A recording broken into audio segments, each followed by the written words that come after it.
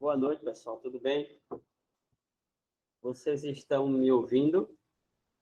Tá tudo ok? O som tá legal para vocês? Está vendo o retorno aí do som? Se tiver tendo algum problema aí, me avisa, tá certo? Ok? E se tiver... Boa noite, professor. Tá ok. Ok, obrigado. Bom, nós não temos tempo a perder, né? Vamos ver hoje 14 slides sobre a conquista da Paraíba, né? E eu trabalho da seguinte forma: eu trabalho 3 conteúdos, 3 aulas e intercalo com uma aula de exercício e questões, tá certo? Então, teve a primeira aula, que foi Paraíba, Formação e Identidade. Essa segunda aula é sobre a conquista da Paraíba, né? A conquista político-militar da Paraíba. E a terceira aula vai ser sobre a questão da economia colonial. Nessa aula, em particular, nós já vamos começar a dar algumas nuances a respeito da economia colonial, né? Mas vai ter uma aula em particular que nós vamos trabalhar essa temática. Então, nós vamos falar, aqui o slide, a caravela aqui chegando, para colocar terror aqui nos nossos indígenas, né? Então, já vamos direto aqui, já no nosso primeiro slide, né? Que vamos tratar sobre... Bom,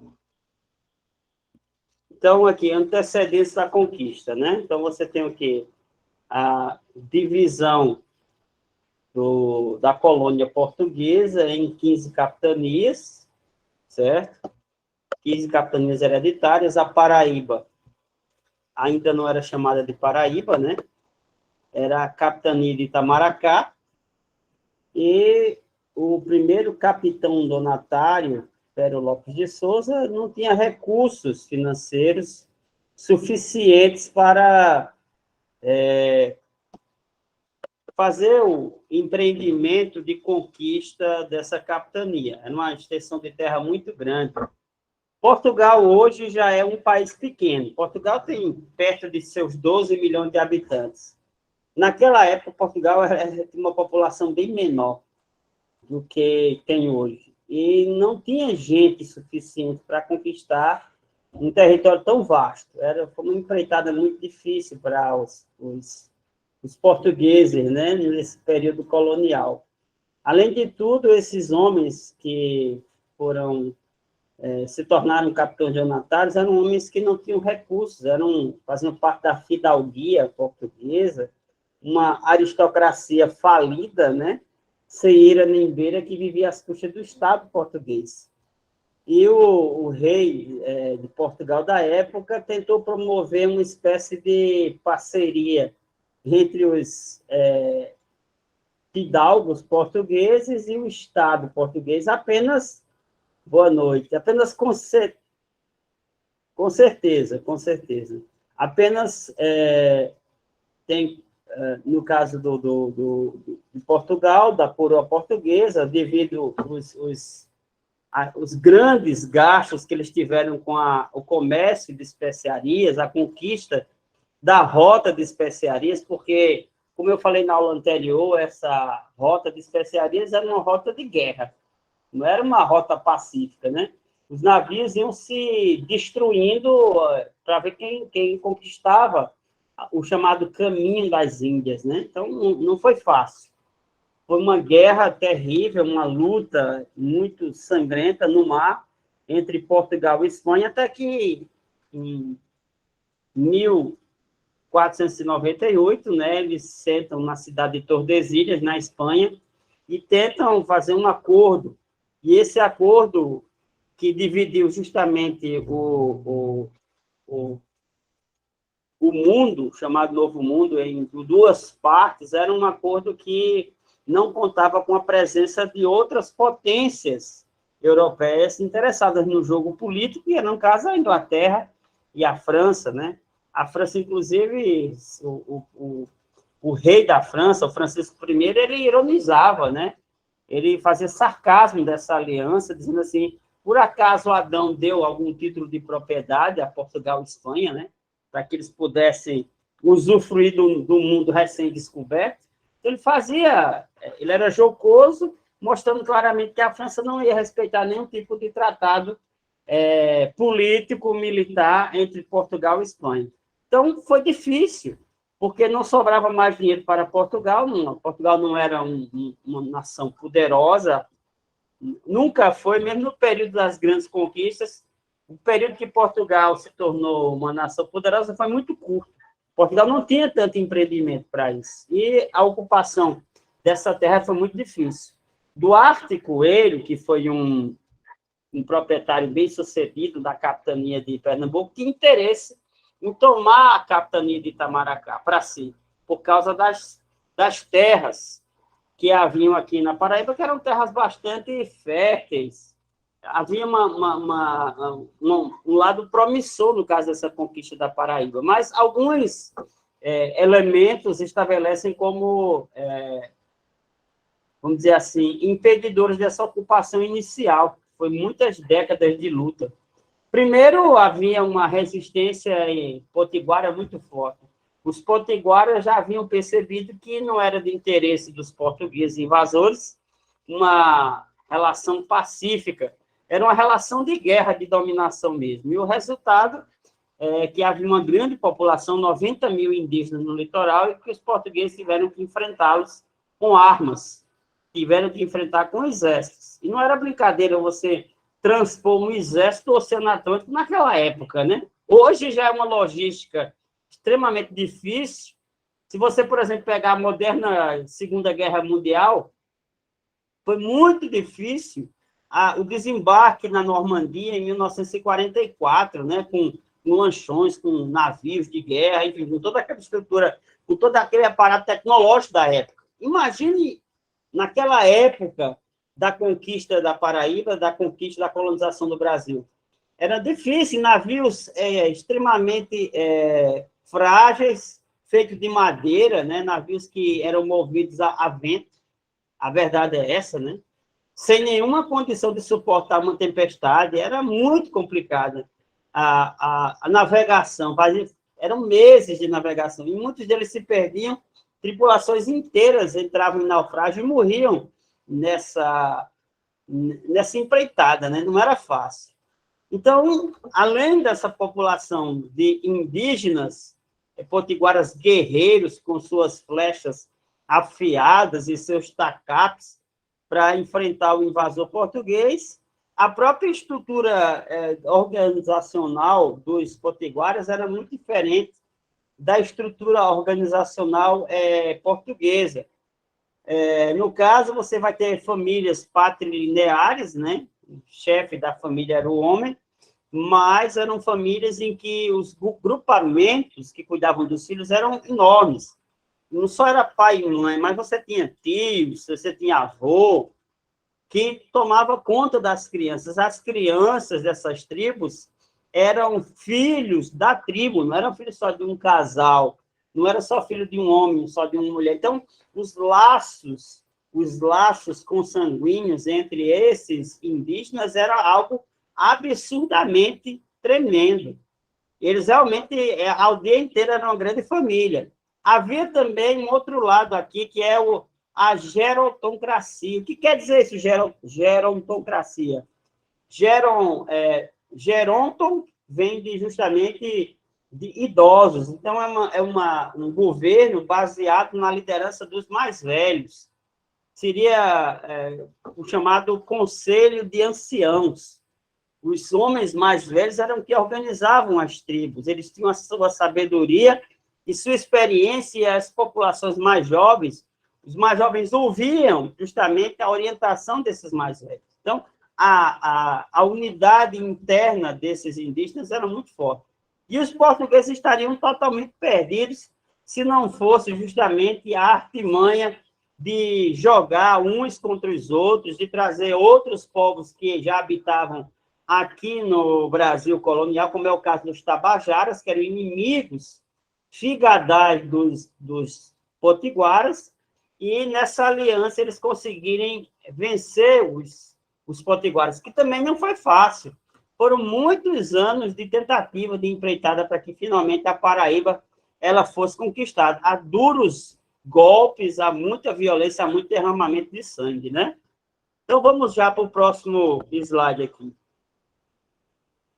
Então, antecedentes da conquista. Então, você vai ver aqui, por exemplo, que eles chamavam essa guerra contra os potiguares de guerra justa, que é claro, né? Ninguém vai dizer que o que ele faz é errado, é injusto. Ah, nós somos cristãos, olha aqui a nossa cruz, né? Olha a nossa cultura, eles são bárbaros, eles andam nus, né? Eles vivem em tribos, nós somos os civilizados, nós temos a proposta civilizatória. Então, os índios, eles estavam poucos e deixando o que ia acontecer com as crianças, com as mulheres, era para derramar sangue mesmo.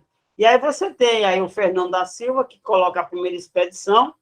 Essa expedição ela é fracassada, né? E todas essas expedições elas começam a acontecer no interior da Paraíba por causa de uma suposta tragédia de Trucunaém.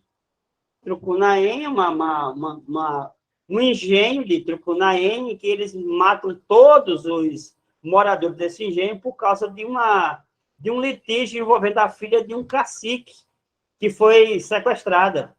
Então, foi um verdadeiro banho de sangue. Então, ali eles aproveitam esse incidente, que foi provocado pelo próprio homem branco, porque se imagina se fosse com um homem branco, o que aconteceria? Se o indígena sequestrasse uma filha de um português, de um fidalgo português, e levasse para a sua tribo, com certeza, o fidalgo português ia reunir uma tropa, um exército, para dizimar a aldeia.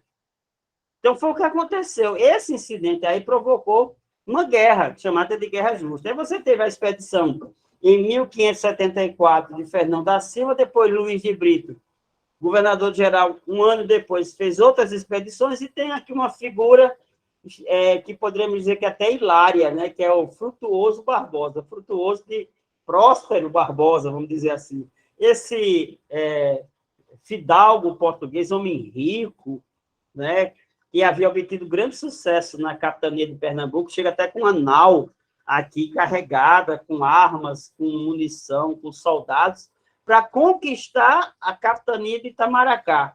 Ele vem com a esposa, ele participa de 3 expedições. Na primeira expedição, a esposa dele morre em alto mar, de uma doença cometida, provavelmente uma infecção, cólera, ninguém sabe ao certo. Depois, o filho dele morre na guerra interna, numa emboscada potiguara. E ele, depois de vários fracassos, sem mulher, sem filhos, ele se junta com a expedição espanhola, é quando ele começa a obter já, lá no ano de 1585, o sucesso de conquistar militarmente a Paraíba, criando ali o Forte Nossa Senhora das Neves, que era o dia de Nossa Senhora das Neves, né? Que é a padroeira da cidade de João Pessoa, ok? No dia 5 de agosto de 1585. Nasce o forte, todas as cidades, as principais capitais do Brasil, elas foram o centro de resistência, para você ver que foi guerra. Todo canto foi guerra, foi derramamento de sangue, né? Não foi brincadeira. E, além da própria ação militar dos portugueses, você vai encontrar também a presença da religião, da Igreja Católica, através dos franciscanos e jesuítas, que vão ter como papel fundamental aqui o apaziguamento e a doutrinação dos indígenas, né? Na verdade, o que muitos livros de história falam é da expressão que se utilizava na época era de pacificação. Pacificação. E muitos usam até uma palavra até mais grosseira, domesticação. Como se os índios, os indígenas selvagens, fossem animais que precisassem ser domesticados. Entendeu? Não eram tratados como pessoas. Então, foi um verdadeiro banho de sangue, uma verdadeira violência que se praticou com o indígena aqui no Brasil.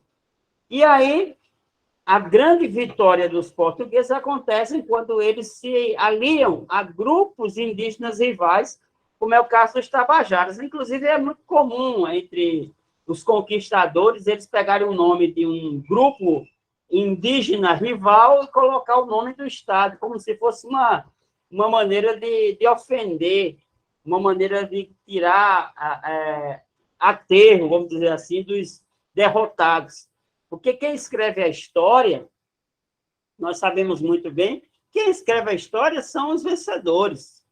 Um certo imperador general romano, depois da vitória de Eudroaco,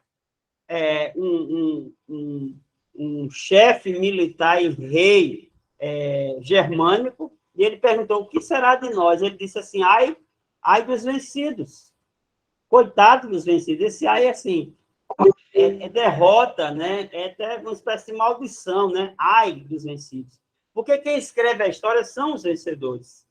Quem escreve a história, quem escreveu a história da Segunda Guerra Mundial, foram os aliados, os que venceram a guerra. A história da Segunda Guerra Mundial tem outros capítulos que não foram apresentados, mas não falam, por exemplo, que os japoneses foram provocados para entrar na Segunda Guerra Mundial, para que os norte-americanos pudessem desmontar o Império Nipônico naquele tempo, que era um problema sério para eles, né? Mas a história é escrita pelos vencedores, e a história da colonização do Brasil é a história que foi escrita pelos portugueses. Você vê, por exemplo, quando pega os negros, os cativos africanos que fizeram um país, que foram escravizados por 380 anos, você vê, por exemplo, que eles falam dos quilombos, aí eles dão um salto para a abolição, 200 anos depois da abolição, eles dão um salto para os movimentos sociais recentes. É como se o movimento negro, como se a luta pela emancipação da população negra fosse simplesmente apagada, fosse totalmente colocada de lado. Como se, por exemplo, o movimento negro tivesse inventado o racismo. O racismo não existe não, viu, gente? Quem inventou foi esse movimento negro aí. Tá entendendo? Foi o movimento negro que inventou o racismo. Então, a história, ela é escrita pelos vencedores, né? E aí você tem, por exemplo, a construção de fortes militares. Isso é muito sintomático. Por que se constroem fortes militares? Porque a ação é militar. A ação não é pacífica. Não houve um acordo pacífico. Foi através da morte e da violência, como era na Europa, como sempre foi na história da humanidade, escrita com sangue. Sempre foi assim. Então, vamos ver o próximo aqui. Bom, essa aqui é uma imagem atual, né, aérea, provavelmente de um drone, né, isso aqui, o drone hoje é mais barato do que um voo aéreo, um helicóptero, levantou o drone ali e filmou. Isso aqui é o forte de Santa Catarina, na atual cidade de Cabedelo, né? Isso é do período colonial. Todas essas áreas aqui, elas têm um sentido militar, de conquista, de tomar conta de... É militar isso daí. Importante que seja dito isso, que é uma conquista sangrenta. O Brasil não foi descoberto, não havia nenhum lençol, não havia nada encoberto aqui, ela foi tomada. Quando os portugueses vieram aqui para o Brasil, eles sabiam exatamente o que estavam fazendo. Quando eles tomaram a Paraíba, ocuparam a Paraíba, eles sabiam exatamente o que estavam fazendo. A Paraíba foi tomada pela força. Os indígenas paraibanos lutaram bravamente e tinham mais capacidade no campo de batalha, ou pelo menos tinham mais experiência do que talvez outras capitanias que demoraram mais tempo, menos tempo para serem conquistadas. Mas no caso da capitania de Itamaracá, que depois vai se tornar a capitania real da Paraíba, o sangue, como diz os populares, o sangue deu no meio da canela, né? Bateu no joelho, assim.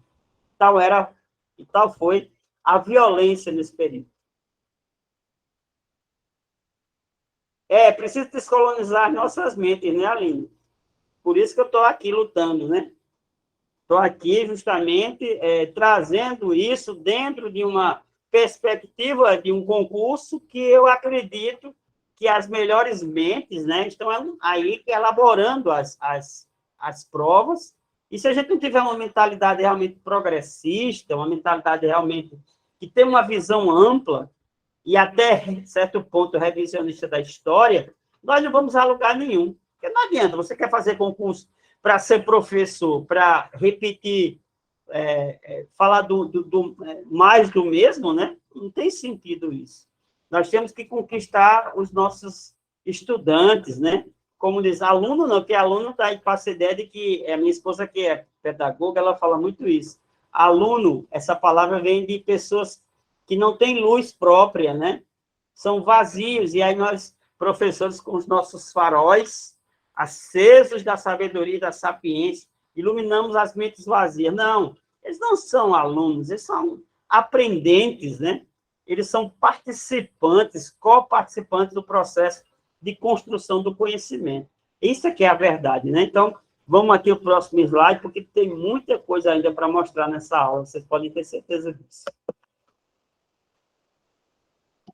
Atividade agroindustrial açucareira na Paraíba. Até assusta, né? Porque os historiadores brasileiros, pós-64, muitos deles, talvez por terem a mente teleguiada dos grandes centros europeus, acreditavam que o Brasil tinha vivido algum período medieval ou transicional da Idade Média para a Idade Moderna, capitalista. Não, de maneira alguma. Desde o princípio, você tem a instalação aqui de uma atividade capitalista, pró-capitalista. Apesar de ser mão de obra escrava, ela é pró-capitalista. Por isso, a atividade ela é agroindustrial. Porque muitas vezes a gente associa indústria a máquinas, a vapor. Criou-se essa convenção, que só pode falar de indústria quando se coloca máquinas a vapor. Não, a indústria ela já começa a manufatura, ela já começa a acontecer a indústria rudimentar séculos antes. Você tem aí a energia hidráulica, né? Você tem aí a tração animal, você tem a energia eólica, que é a energia dos ventos, e da água que move moinhos e movimentam traquitanas, né? Engenhocas que fazem com que ali haja força, uma força considerável. A máquina a vapor, ela é consequência desse processo, é a acumulação dessa experiência. Então, a agroindústria açucareira na Paraíba e no Brasil chegou a ter, nesse período do auge da colonização açucareira no Brasil, quase 500 engenhos de cana-de-açúcar. Então, você tem aí a tecnologia britânica. Os ingleses já tinham esse know-how que começava a se acumular nesse momento, de máquinas manuais, movidas a tração animal, movidas a energia hidráulica, e a moinhos de vento, por exemplo, que era uma coisa muito comum na Europa. Os holandeses, eles tinham muito essa experiência dos moinhos de vento. No romance de Dom Quixote de la Mancha, justamente mostra os moinhos de vento como uma modernidade, como essa descoberta da modernidade, da industrialização, né? Que começava a despontar na Europa nesse momento. Então, você tem aqui a mão de obra africana, que é a mão de obra compulsória, barata, entre aspas, né? Porque você tem que comprar o escravo dos entrepostos comerciais que pertenciam aos portugueses, já que o indígena era desvalorizado, porque ele era resistente, e porque venhamos e convenhamos, a coroa portuguesa queria fazer dinheiro.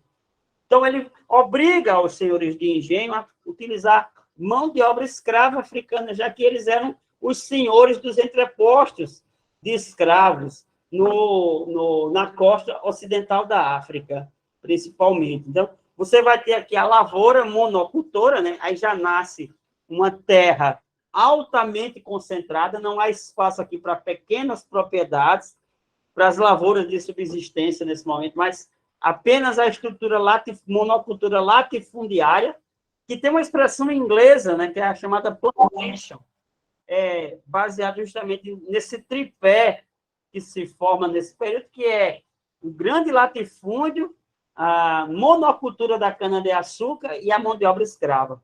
Vai gerar desgaste do solo, escassez do solo, vai gerar doenças, o escravo vai ser doente, né? Gerações e gerações. Hoje você vê doenças que atingem a maioria da população de origem africana, né? Doenças como, por exemplo, a anemia falciforme. Você já tem essa preocupação, por exemplo, no livro do sociólogo e antropólogo brasileiro, pernambucano Gilberto Freire, né? Ele já começa a falar sobre essa questão. Nordeste, o livro dele, trata disso daí. Não só do impacto ambiental, mas também do impacto da saúde, né? Da saúde dessas populações, da herança genética de povos doentes, enfraquecidos. São uma herança, né? Há doenças que afligem violentamente a população negra do nosso país, né? Porque passaram 380 anos apanhando, sendo mal alimentados e vivendo em condições péssimas de vida e de habitação. Então, essa indústria que foi montada no Brasil, ela era cara. Essa tecnologia era paga, e o capital interessado em financiar essa tecnologia era o capital judeu-holandês. Aí você me pergunta, por que judeu-holandês? Porque, nesse período aí, os judeus já haviam sido expulsos da Península Ibérica e estavam se refugiando nessa área mais ao norte da Península Ibérica, que é a chamada justamente a região de Flandres. Os holandeses receberam dos Países Baixos essas populações e ali depois eles vão se tornar independentes com a reforma protestante, né? Eles vão romper. A religião vai ser utilizada como bandeira nacional. Espanha defende o catolicismo, porque o catolicismo é o que vai ser a mola propulsora da luta contra os árabes, que ocupavam a península, assim também como os portugueses, e os protestantes, que aceitavam melhor os judeus e o capital deles, vão entrar em guerra com a Espanha. Só que, nesse período, como a coroa portuguesa não tinha dinheiro, ela fez vista grossa para o capital holandês, e esse capital holandês ele financiou os engenhos de cana-de-açúcar. E eles tinham uma intenção clara, produzir açúcar para abastecer o mercado europeu. Quem era que ia vender o açúcar bruto, que saia daqui dos portos, em navios, e abastecer a Europa? Os holandeses. Eles pegavam o açúcar, iam refinar esse açúcar e ganhar uma baba em dinheiro na Europa com açúcar produzido aqui no Brasil, né? Mas essa história vai mudar, porque a partir de 1580, Portugal vai ser unificado à coroa espanhola, e a Espanha, que estava em litígio com a Holanda, vai proibir o mercado e vai proibir a presença dos holandeses aqui no Nordeste açucareiro, e aí não vai haver outra alternativa para os holandeses a não ser uma guerra e uma conquista do Nordeste. É o período chamado Brasil holandês, Nordeste holandês, com Maurício de Nassau e tudo mais, né? Como nós vamos ver depois, adiante, nós vamos ver nas guerras holandesas aqui, essa presença marcante, né?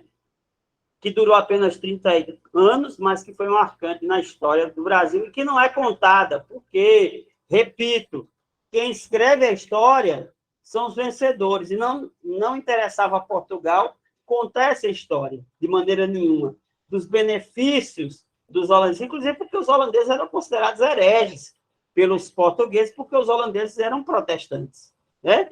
Eram reformados, a igreja reformada, né? Então, não iam admitir isso daí. Muita gente não sabe, mas a primeira sinagoga judaica do continente americano foi construída na cidade de Recife, que foi fundada pelos holandeses. Então, essa atividade agroindustrial açucareira, ela tem, vamos dizer assim, o benefício de ter promovido os primeiros anos de colonização do Brasil. Foi uma empreitada importante no processo de colonização do Brasil, principalmente da Paraíba. Então, o engenho da cana-de-açúcar, ele se divide assim: Casa Grande, o casarão, né, com não sei quantas janelas, aonde o senhor do engenho morava com a sua sinhazinha e a sua sinhá, e seus senhorzinhos, né? E tinha os escravos domésticos que cozinhavam, que trocavam os lençóis de cama, que eram a criadagem da Casa Grande, né? A senzala, que era um galpão de péssima qualidade, onde os negros dormiam em esteiras. A capela, né? Porque tem que ter a bênção de Deus, né? Onde o padre aparecia uma vez por ano para fazer uma missa, ou um batismo, ou um casamento, né?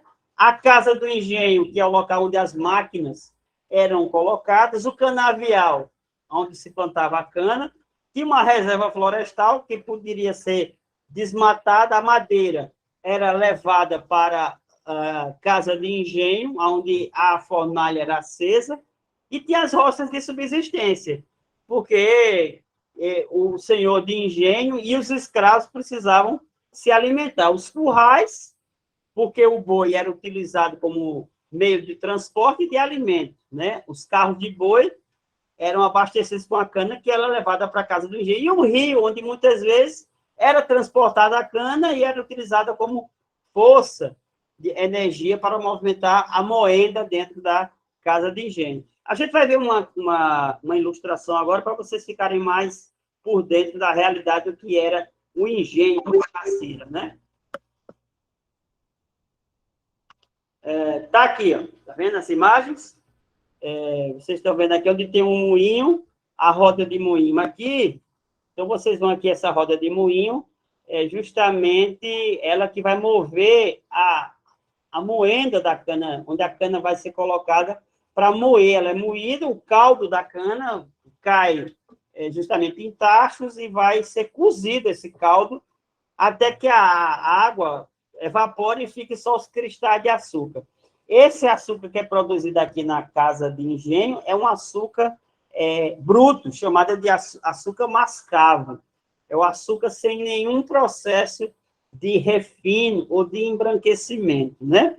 Você vai ver aqui mais adiante, lá do outro lado, número 11, o canavial, e essa casa monumental aqui, bonita no centro da propriedade, é justamente a Casa Grande.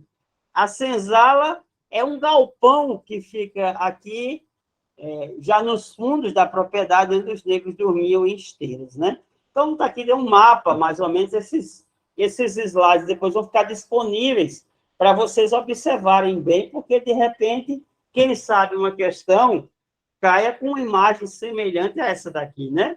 Porque eu não tenho bola de cristal para dizer que vai ser assim. Mas pode cair uma questão similar a essa daqui, certo? Num concurso que você venha fazer, tá certo? Então, é essa a organização.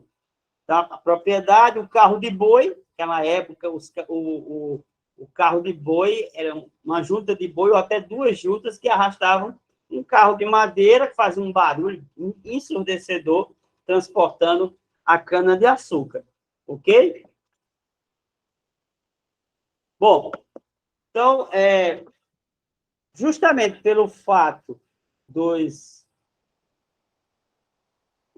proprietários iniciais da capitania de Itamaracá não poderem ocupar a capitania por falta de dinheiro, o resultado foi que a coroa, devido à importância da capitania e dos conflitos com os indígenas que estavam acontecendo, ela mesma se tornar uma proprietária, uma empreendedora.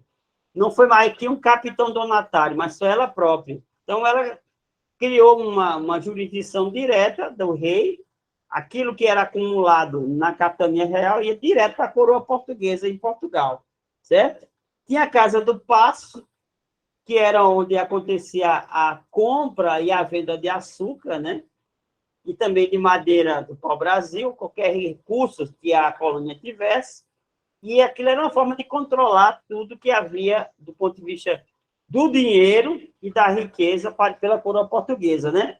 Toda a produção era escoada pelo porto de Cabedelo, que era um porto natural. Os navios naquela época não possuíam um grande calado, né? Eles não eram grandes, por isso que eles não atolavam nos bancos de areia que haviam justamente nessa área de onde saía os carregamentos de açúcar. Até hoje, o Porto de Cabedelo é um porto que, apesar das modernizações que passou, das dragagens que foram feitas, não é um porto de grande calado, não é um porto de águas profundas, não tem capacidade de receber grandes navios, os navios mais modernos e mais sofisticados. Eles recebem até um certo calado. Os navios maiores vão para o porto de Suape, né, no estado de Pernambuco. Nós perdemos muito dinheiro porque nós não temos um porto de águas profundas no nosso litoral. Mas, nesse momento aqui, o Porto de Cabedelo foi importante para a conquista e a consolidação da colonização da Paraíba. Ok? Nós vamos ver também que, devido à própria necessidade de acuar mesmo, de colocar os indígenas numa situação defensiva, e também garantir recursos para a população que cada vez mais aumentava, eles tiveram que conquistar o interior da Paraíba. Eles chamavam todo o interior da Paraíba de sertões. Na verdade, a palavra sertão lembra desertões, desertos, sem gente. Eles diziam que não tinha gente, só que tinha. Os cariris, as tribos cariris eram numerosas e eles lutaram, vão resistir contra a invasão portuguesa no interior, através das bandeiras e das entradas. Eles vão lutar e vão criar chamadas guerras bárbaras. Então, por que é que eles vão ocupar o interior da Paraíba? A pecuária extensiva, porque não dava mais para criar gado juntamente com cana-de-açúcar, não dava, ou você criava gado, boi, ou plantava cana-de-açúcar para os engenhos. As duas coisas não dava para fazer. Então, a pecuária, naturalmente, passou a ser uma atividade interiorana da colonização. E aí você tem a entrada das bandeiras, que são expedições militares pagas pelo governo português para exterminar os cariris, os indígenas do interior da capitania. Eles chamam de Guerra dos Bárbaros, né? Porque para eles os indígenas eram bárbaros. Eram povos primitivos selvagens que precisavam ser aniquilados. É por isso que a população de índios no Brasil é tão diminuta, porque eles sofreram um genocídio, que já foi mencionado na aula passada, há uma semana atrás. Você tem aqui Teodósio de Oliveira Ledo, Domingos Jorge Velho, os bandeirantes. Esse aqui, Teodósio de Oliveira Ledo, é o mais sanguinário, se tratando da ocupação da capitania da Paraíba. Foi ele que fundou a Vila Nova da Rainha, o povoado chamado Vila Nova da Rainha. Ele ocupou vastas terras, ele era um capitão-mor, a serviço da coroa portuguesa, e ele, aonde ele matava os indígenas, ele ficava com as terras passavam a ser dele. Isso se dava através de um processo chamado doação de Sesmarias. Você tinha a capitania, que pertencia ao capitão donatário, e o capitão donatário poderia doar porções dessa propriedade, chamada de Sesmarias. Quem recebia a Sesmaria era o chamado de sesmeeiros. Muitas cidades, muitos municípios, como Sousa e outros municípios do interior da Paraíba, foram antigas Sesmarias. São um processo que não foi só na Paraíba, mas em todo o período colonial aconteceu dessa maneira.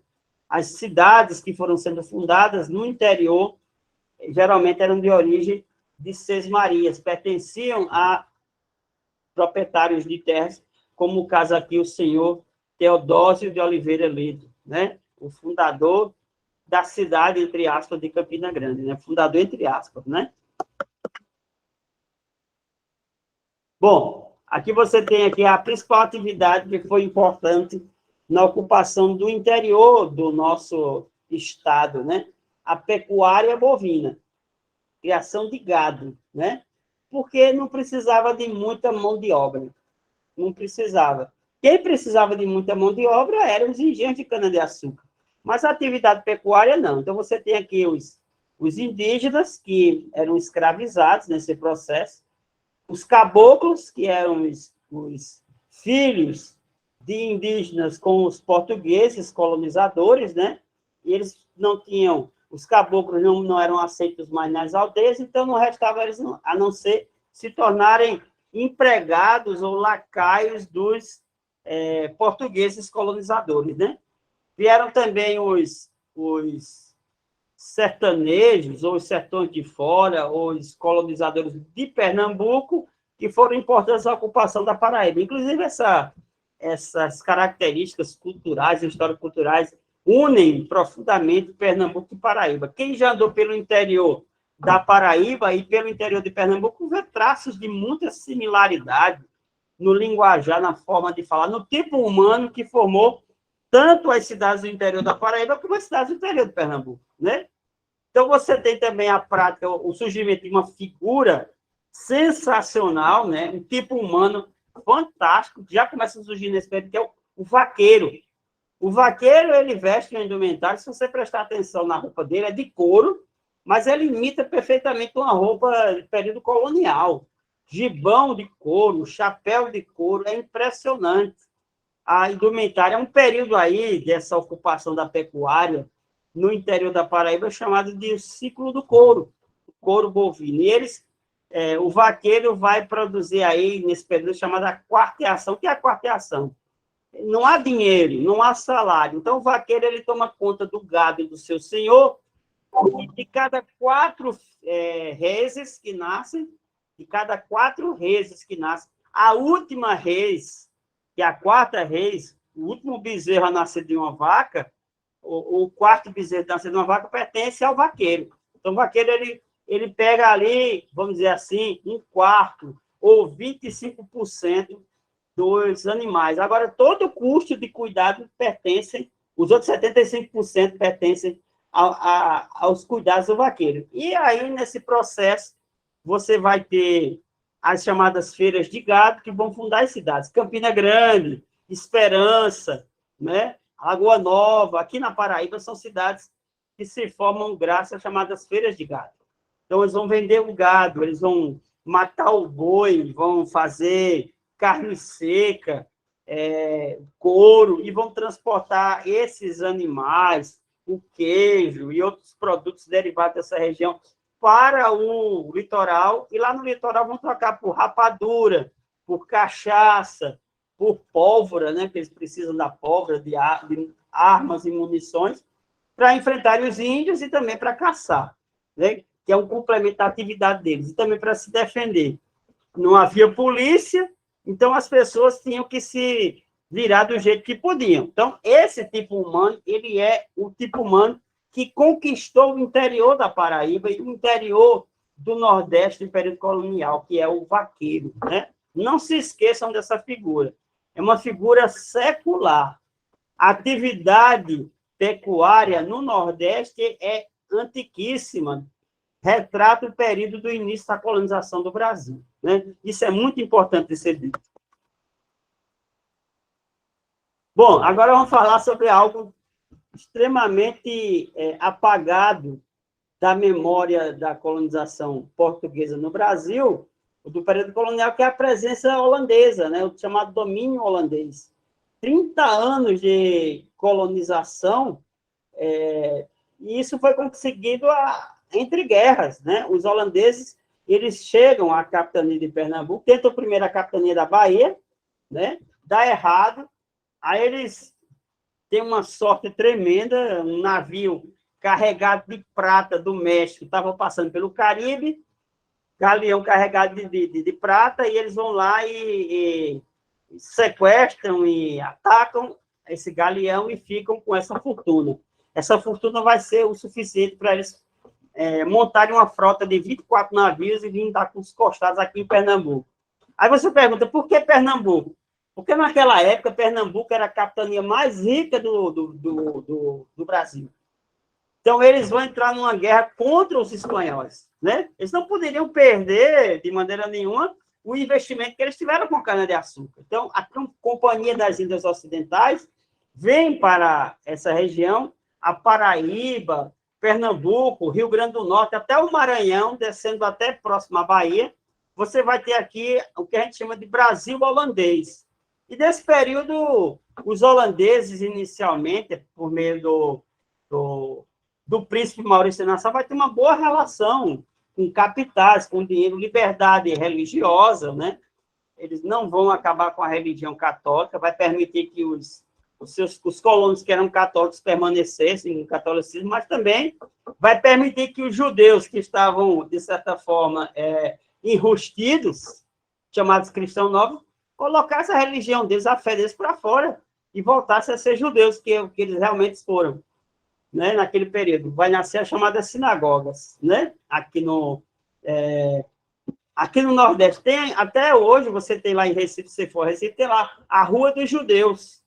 Era onde tinha a sinagoga deles. Quando o último bastião de defesa holandesa cai, os sobreviventes lá se juntam no navio e fogem da Paraíba, fogem de Pernambuco, e eles vão em direção à América do Norte. E eles vão parar lá numa cidade, vão fundar uma cidade chamada Nova Amsterdã.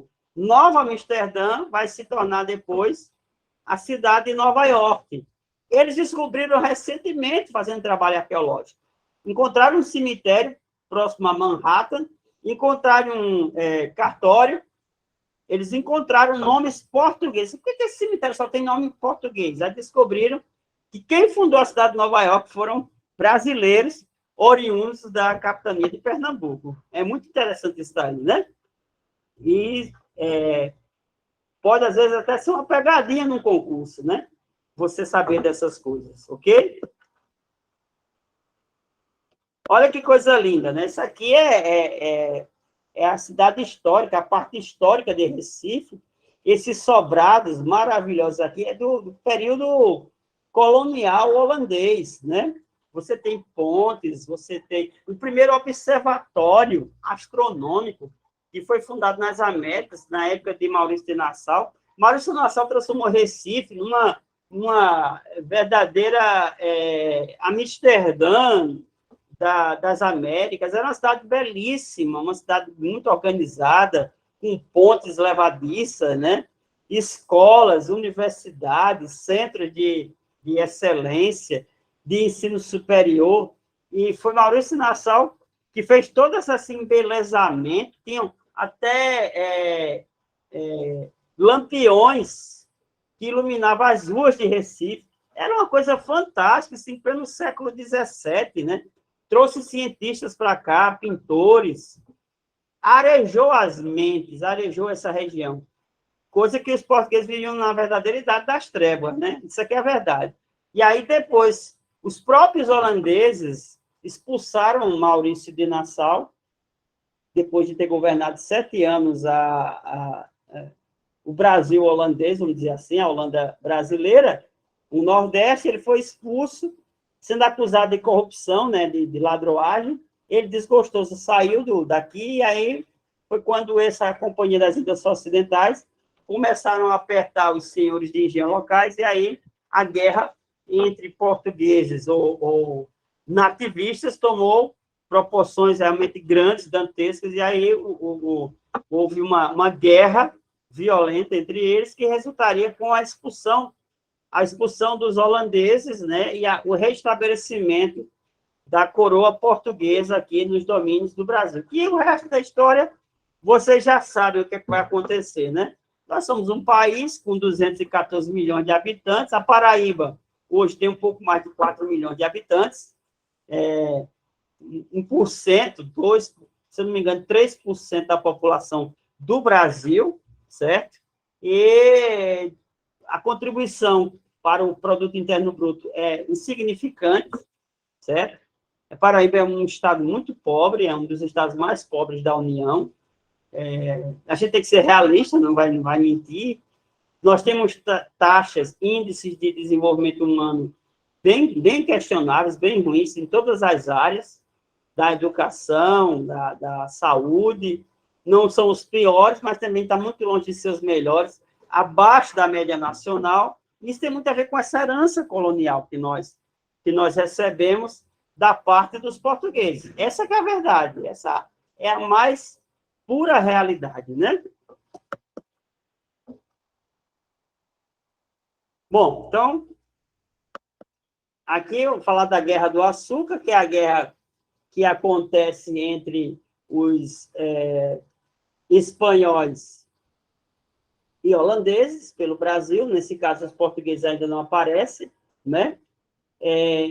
Esse período da administração de Nassau são 7 anos maravilhosos, né? Todos os...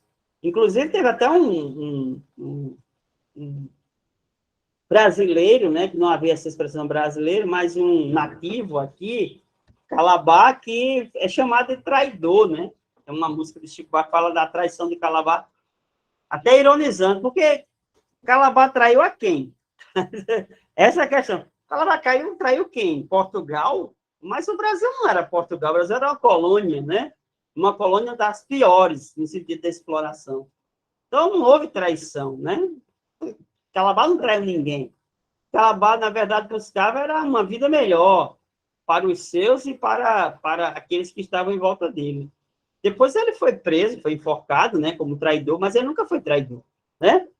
Porque não havia essa identidade de Calabar com a coroa portuguesa, né? Então, você tem aqui o dinheiro que vem da parte dos holandeses e esse dinheiro até, enquanto ele correu aqui, ele trouxe paz e prosperidade, porque o problema justamente é esse. Quando tem dinheiro, tem até uma expressão popular que diz assim, na casa que falta pão, todo mundo briga e ninguém tem razão. O Brasil hoje é uma casa que falta tudo. Então, briga sempre vai ter, porque todo mundo briga porque tem escassez. Se fosse um estado, um país que tivesse abundância, não teria briga, estava todo mundo em paz. Essa que é a verdade, né? E essa situação, ela, na verdade, não se tratando da história da colonização da Paraíba, é algo que marca não só a Paraíba, mas o Brasil desde tempos mais remotos da nossa colonização, e nunca foi diferente. Essa que é a verdade, né?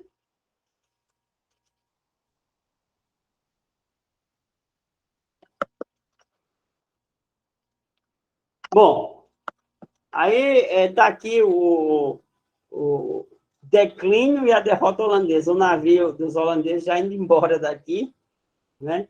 Nassau tinha uma proposta de uma colonização pacífica, né? Ordeira, de desenvolvimento da capitania da colônia holandesa aqui. Se nós tivéssemos, se Nassau, Maurício Nassau tivesse alcançado o êxito, hoje, com certeza, nós estaríamos falando holandês. E a situação nossa seria completamente diferente, né? E aí você tem eu coloquei aqui a farsa do movimento nativista. Tentam passar a ideia de que Felipe Camarão, Vidal de Negreiros, e criam ícones da Batalha dos Guararapes, a origem do nosso exército. Isso não passa de uma armação propagandística por parte dos portugueses e depois daqueles que tomaram o poder no Brasil. Nunca houve movimento nativista. A verdade é essa. Havia interesses aqui. Enquanto os holandeses estavam fazendo aquilo que era bom para os colonos brasileiros, estava tudo em paz. Quando ele começou a perseguir, a não dar mais dinheiro, no sentido de fomentar o capital para a produção açucareira, o resultado é justamente uma resistência armada por parte dos portugueses nativos, né? Aí, finalmente, o resultado desse processo é a expulsão dos holandeses. Porque, para finalizar, o que eu posso dizer claramente aqui é que, independente de quem viesse para cá, seja holandês, seja francês, não foi porque foi o português, é porque o que eles queriam estabelecer aqui no Brasil era uma colonização de exploração, uma colonização de tirar o que tinha aqui e levar para a Europa. Diferentemente do que aconteceu, por exemplo, nas colônias britânicas e inglesas que fundaram os Estados Unidos da América. Aquela realidade é bem diferente, a liberdade, a autonomia, a mentalidade era outra. Eles lá estavam mais preocupados em criar cidades, em povoar, em ocupar espaços, em transformar a América do Norte num verdadeiro lar. Aqui não havia essa vontade. A vontade que se tinha de fazer dinheiro e depois ir embora para Portugal. Me parece que até hoje essa mentalidade ela prevalece em muitos jovens, em muitas pessoas da nossa sociedade. As pessoas não estão pensando como vocês em fazer um concurso. Estão pensando, na verdade, em prosperar. Estão pensando assim, eu vou me preparar, vou aprender inglês, porque daqui a alguns anos eu vou terminar um curso, e aí eu vou embora do Brasil e vou morar nos Estados Unidos, Se bem que essa ilusão está acabando, né? Um morar no Canadá, agora estou falando em Canadá, Europa já não é mais, por causa da situação que a Europa está passando. E para algum lugar desse aí. É muito fácil você abrir mão do país e deixar na mão dessas pessoas, né? Agora, viver aqui é o que é mais difícil. E essa compreensão da história nos faz justamente entender o caminho que nós devemos trilhar. Bom, pessoal, por hoje é isso. Se vocês quiserem me fazer alguma pergunta, fique à vontade. Né? Resta 4 minutos, mas fique à vontade aí. A gente pode responder aí. Próximo assunto que a gente vai falar é sobre a formação da Capitania Real da Paraíba, a economia da Capitania Real da Paraíba, como é que ela estava, o seu desenvolvimento, sua ascensão e sua queda. Né? Vamos ver, por exemplo, como foi que a Capitania Real da Paraíba deixou de ser Capitania Real no ano de 1759 e foi integrada a Pernambuco, a Capitania de Pernambuco. Passou muito tempo sobre a tutela de Pernambuco. Nós, em Pernambuco, passamos a ser uma coisa só. Tudo que nós produzimos, nós, né, os nossos antepassados, ia para o domínio das elites de Pernambuco.